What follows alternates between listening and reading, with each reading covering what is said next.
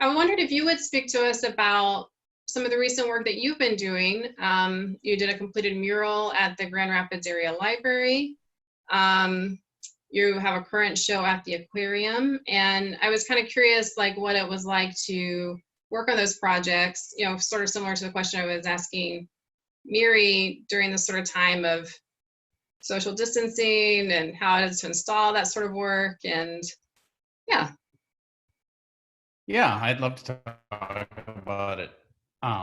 Basically, I was lucky because the community part of the mural had already sort of been done when I visited the site and talked to community members and things. And we had already even settled on a design for the Grand Rapids mural. With my project that I have hung at the aquarium, I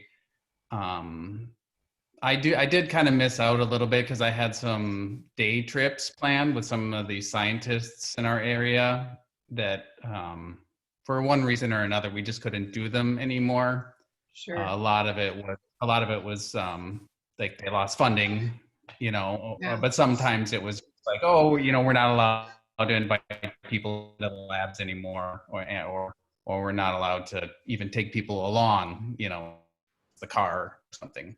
But yeah, you know, thankfully I have internet. It's not great, but I'm really able to talk with people a lot that way and do a certain amount of research.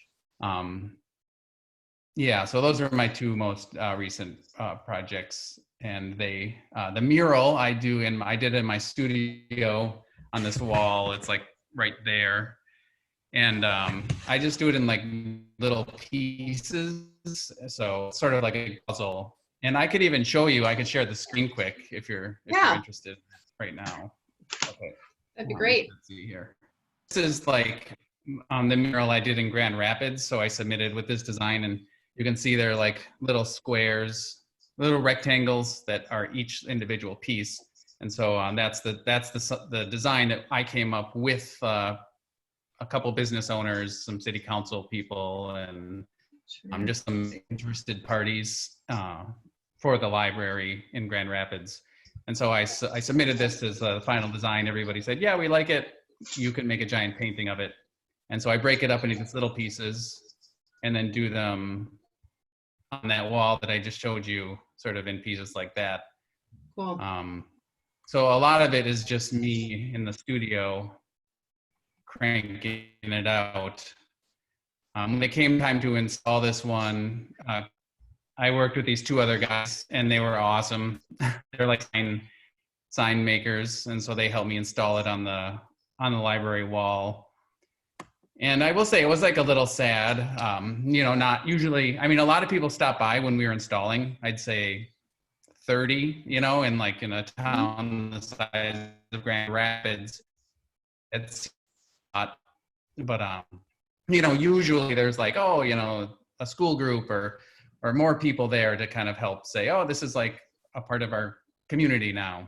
Mm-hmm. So yeah, I guess that's that project. And then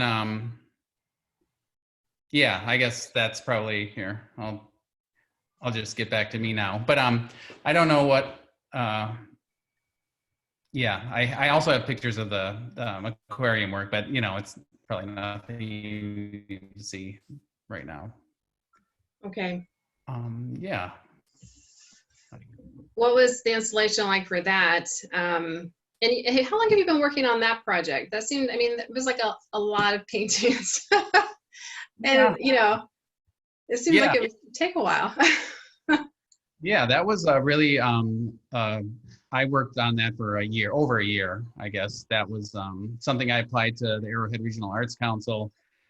And then also, again, the Minnesota State Arts Board for sort of an extension of that project.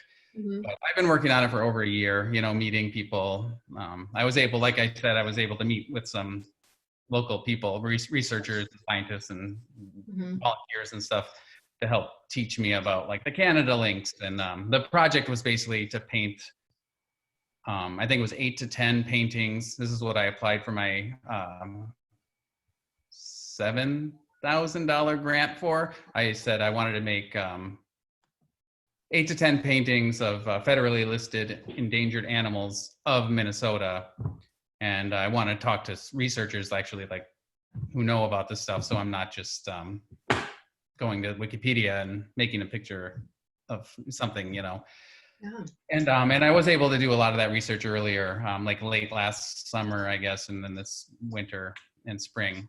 And so, yeah, in the end, I was able to take a lot of time. I'm a really fast painter. Like normally 8 to 10 paintings for me would take a couple weeks or something, you know, if I was really cranking. But those I was able to like do a lot of research and spend just a lot of time making a lot of mistakes. I painted a lot of things that I don't normally paint. I tried to use photos that I captured myself or ones that researchers gave me, you know, to use as reference material.